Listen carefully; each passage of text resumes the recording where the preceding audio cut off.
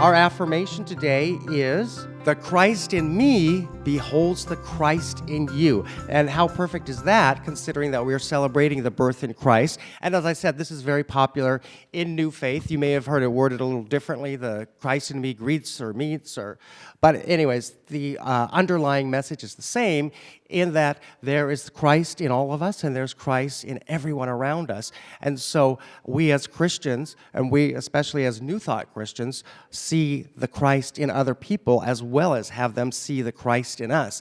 And so I wanted to talk a little bit more about that today and what that means, because I think we all know from some of our more traditional upbringing, to be a good Christian is to take a pot of soup to somebody who's sick down the street, or if you have some extra clothing and there's somebody who needs something, and of course obeying the 10 Commandments. We don't steal and lie and cheat and all those things. But in New Thought, there's a lot more to being a Christian than just those things. We know in our faith that a big part of being a Christian, of knowing the Christ in you, is in the things that we do, the way that we think, our words, our actions, our deeds. And I want to put special emphasis on our words. A lot of times we let so much pass out of our lips without realizing the damaging effects they have.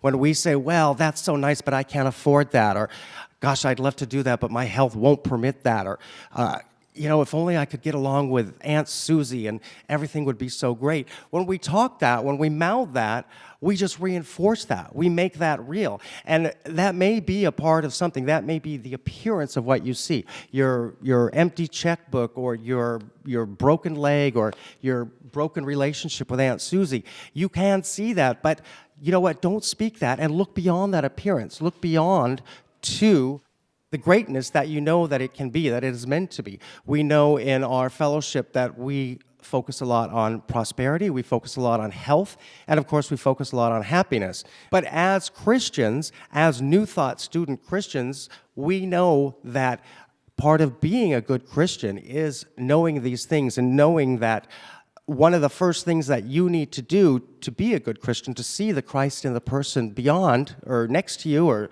down the street, is to be able to know that I don't let these things pass my lips. We can be very good and we can take the soup down the street and donate the clothes and give the time, but if we're grumbling all the time, or we're speaking and wording out our lack or our limits, we're just perpetuating that, we're creating that. And we're not being very good examples of the Christ-based life. So as you're going through the week, you might want to ask yourself this question and think about the different circumstances and situations you're in. Do I see the Christ in me, in the things that you're doing, in the word and the act and the deed? Again, like I said, aside from doing nice things and obviously, not lying and not stealing and not murdering, in alignment with our New Thought faith principles, are you seeing the Christ in you? Are you realizing at all times that holding a positive thought, don't let the negativity get a hold of you and change your outlook? And certainly don't let these negative words pass your lips and make them more of a reality than they need to be. Hold tight to our New Thought beliefs. And we know we have a lot of affirmations that we use in our fellowship, and we also rely a lot on meditation, which is a very powerful tool when you get to a place where you're very mired down. You're feeling the strain of a certain financial lack, or the strain of a physical injury or ailment, or as oftentimes do, a fractured relationship with a friend, a neighbor, a relative. Take this time to put a few minutes aside and meditate and recenter yourself, realign yourself with God, with the Christ within, and get to that place where you know that you do see the Christ in you, that you are acting in a very Christ-like manner, and you are living the principles that we know that we're taught by Christ through the life of example that he lived. So as you're going through the week, ask yourself, do I see the Christ in me? And then know that the next person you run into, you can say, the Christ in me beholds the Christ in you, in every circumstance and every situation.